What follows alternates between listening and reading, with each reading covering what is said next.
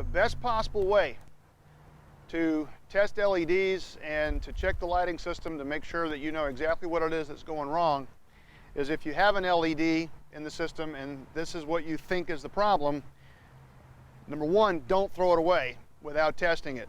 The first thing you should do, take a pigtail, proper pigtail, plug it in, check the light. 95% of the time, more than 9 out of 10 times, this bulb is going to come on, okay?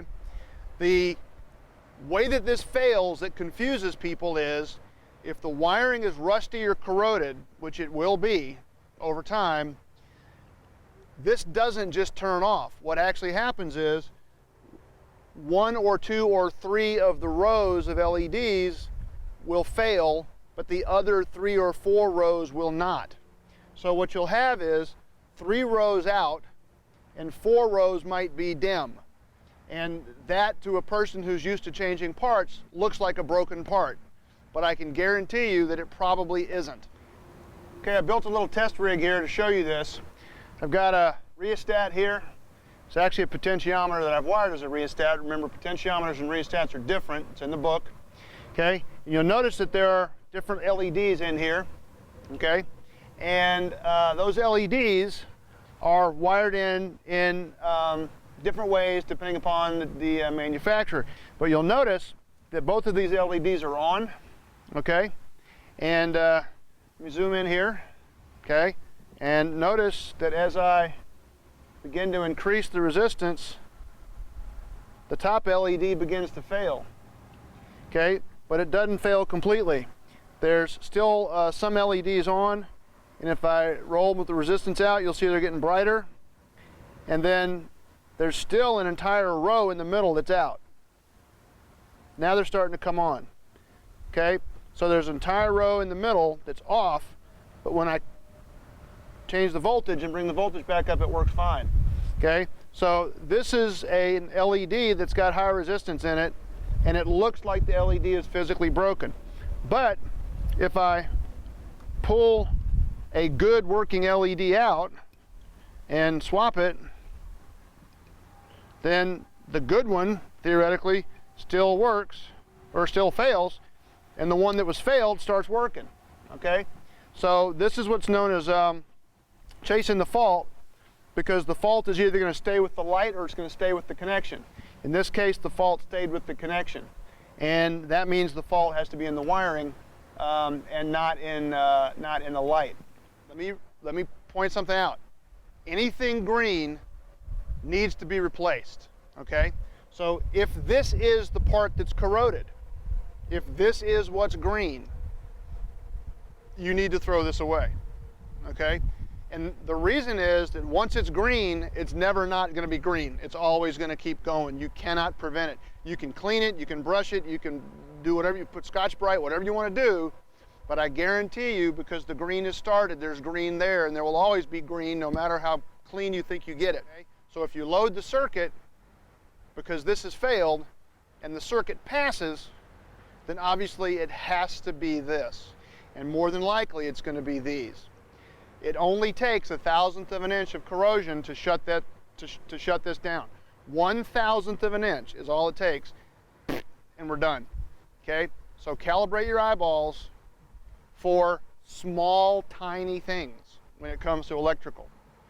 80% wiring, 20% component, itty-bitty things are going to be the solution, and it's always something simple. Okay? So don't make it out to be something more than it is. This is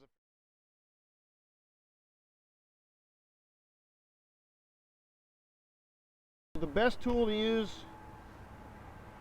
for the wiring is going to be the digital voltmeter with the LOADpro leads, because that allows you to immediately load the circuit. So all you'd need to do is turn the meter on volts, go to the lighting, pigtail, and this is critical. This is absolutely critical. Make sure you put both leads in the pigtail. Make sure you put both leads in the pigtail. Do not put the black lead to ground first. Okay? If you see system voltage, you don't have an open or short. Think that through. If you had system voltage, then the wire can't be broken and the wire probably isn't shorted to ground. because if it was open, you wouldn't read 12.5, and if it was shorted, the fuse would be blown and you wouldn't see 12.5. If you see 12.5, you see 13, whatever your system voltage is, you see that, you rule out opens and shorts, you load the circuit. Okay, I guarantee you, if this light has failed in this weird kind of way, that when you push this button and load the circuit, you're going to see a drop in voltage. The voltage is going to drop from 12.5 down to something less than that. I can guarantee it's probably going to be pretty low, because it takes a lot of resistance.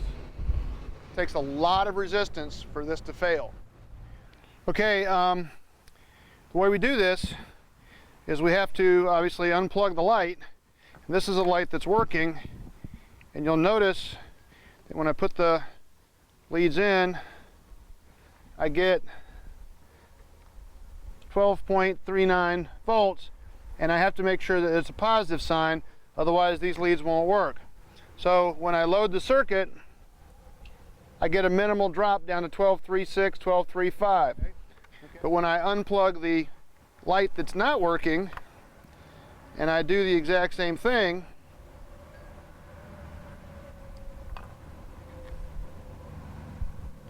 notice I get the same 12.38, but when I load the circuit, it drops to 42 millivolts.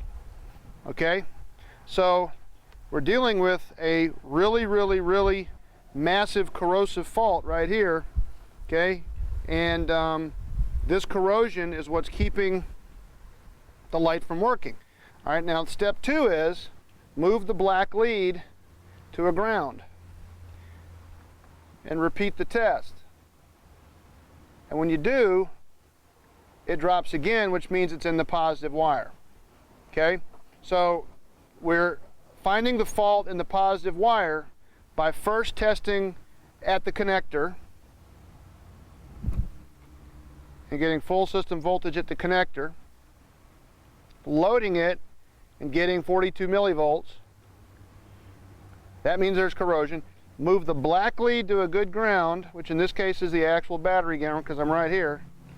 Load the circuit again, and when I do, it still drops to 42 millivolts. And because I dropped the black lead to ground second, that isolates the second test to the positive side, which proves that I've got a corroded fault in the positive side of the circuit.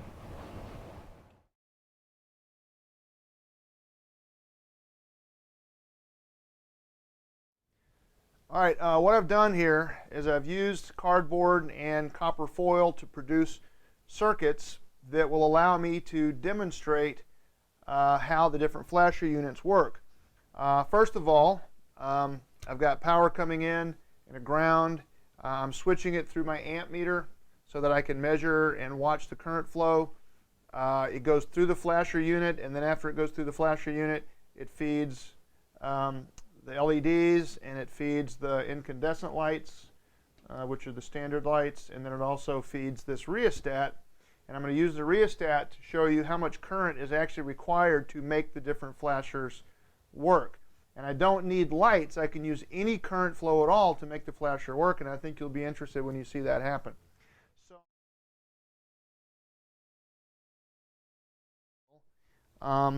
Now, the thing about it is that this old-fashioned style has inertia. Okay, it's sitting there. It's got a lot of weight. It's got a lot of mass. So it takes a lot of energy to get it going. But once it gets going, it doesn't need as much. So it's sort of a pull-in, hold-in situation. So if I turn the circuit on, then I can actually start to increase current flow through the coil. And it's going through here now, no lights, just this rheostat. And my previous test proved to me that it wasn't going to do anything till it got to about 250 or 60. So there's about halfway right there. And now we're up to about 200, oh, a little higher, 240, all right, 270, 277, 280, and suddenly at about 290 or 300 milliamps, this flasher unit started working.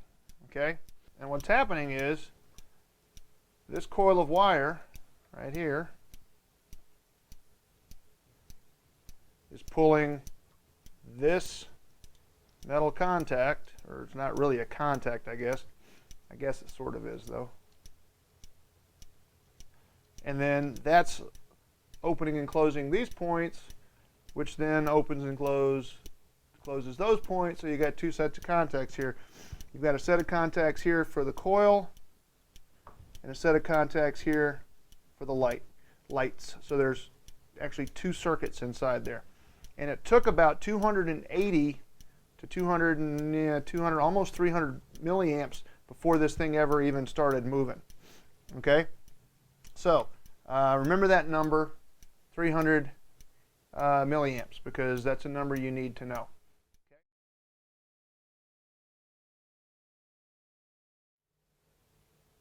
48, 49, 50, 53, 57, 60, 62,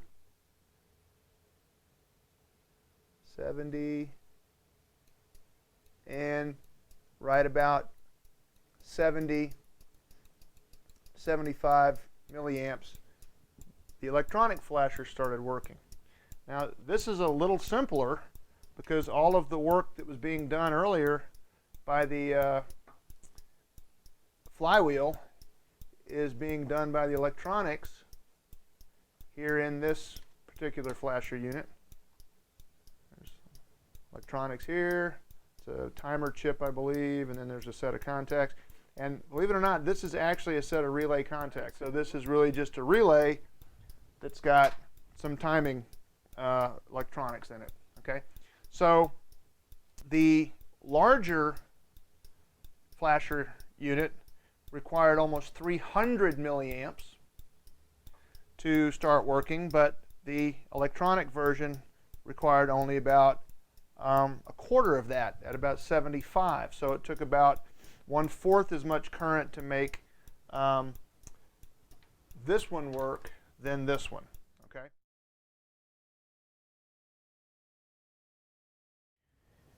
All right, let's do a little comparative analysis here. We've already figured out that it takes somewhere between 280 and 300 milliamps for the mechanical flasher to start working. One of these bulbs does not produce that much. It comes close at about 250, but you got to remember that when this filament is cold, it has lower resistance, and Ohm's law says that lower resistance will create higher current, and just sticking the bulb in will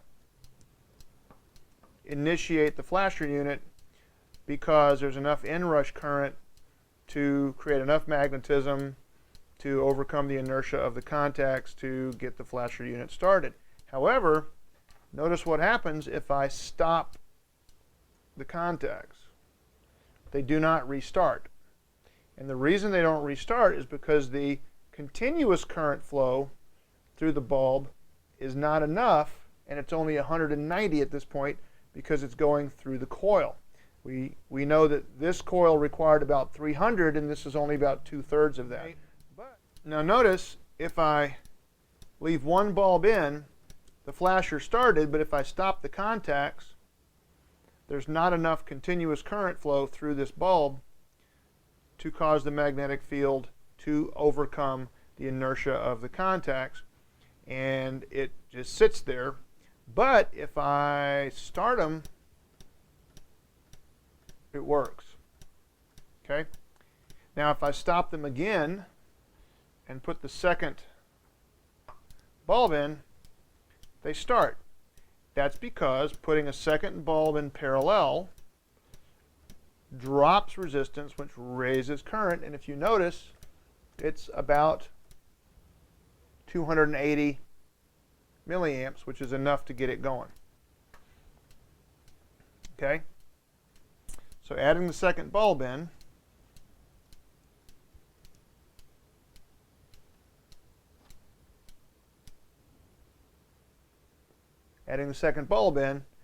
allows enough current to flow to make the flasher unit work. So this would be a front and a rear bulb, and the flasher unit works fine. But if one bulb's out, be careful. The flasher unit may not be broken. The flasher unit might be fine. So don't get carried away wanting to change a part just because flasher doesn't appear to be working. Okay, so there's that. Okay, now let's put some LEDs in on the major flasher. And you may or may not have noticed it, but when the incandescents were in and the flasher wasn't working, the incandescents were dim because of the resistance in this flasher unit. But these LEDs are not, and that's because they require so little current to work that they're going to work fine even though there's resistance in the flasher unit. Okay, but notice nothing. Okay, these are admittedly fairly small, and there might be bigger ones on a truck, but still there's not going to be enough. And even if I try to start the flasher unit, it doesn't work. Okay, so we need more current to make this flasher unit work. If you wanted to, you could leave one incandescent bulb in, and that would make the flasher unit work. It just depends on what you want to do. Now, if you're going to make the commitment to go from incandescent bulbs to LEDs, you probably ought to make the commitment to go from a mechanical to an electronic flasher unit. Okay, so let's stop this just by pulling the bulb out. But I just discovered something interesting, that even these 3 LEDs are not enough to cause the electronic flasher to work. And if you notice, they're dim, and that's because there's a lot of resistance inside this timer unit. Okay, so these bulbs are not drawing enough current to allow this flasher unit to start. So what I'll do, if you notice, it's really not much. I will do the exact same thing I did earlier and just prove a point that it's still going to require about 50 milliamps. Okay, so you still need a pretty good amount of current flow to get this working. So the diagnostic here is don't throw things away. Don't go to parts. You want to make sure that all of your bulbs are working before you go to a flasher unit, because you'll end up with a drawer full of perfectly good flasher units. Okay. One of the things I want to point out here is the way that this flasher unit slows down and speeds up. And that has to do with the electronics and the rate at which things happen because of the way it's built. So as I get it going, notice that you get a very quick pulse. Initially, there's low current. Now it speeds up and you get a higher frequency, but then it slows down. And it slows down because this electronics finally reaches stability. It reaches a static, stable current flow and stable charging, and everything's stable. And when it's stable, then you get a constant flash rate. The flash rate's being determined by the size of these capacitors, the size of those resistors, and that chip, which again I think is a 555 timer, but I'm not completely sure. Maybe something else, but timers, 555s are pretty common. So these are the basic differences between the mechanical and the electronic flasher unit. When it comes to the diagnostic, you want to make sure that you don't throw things away before you know they work.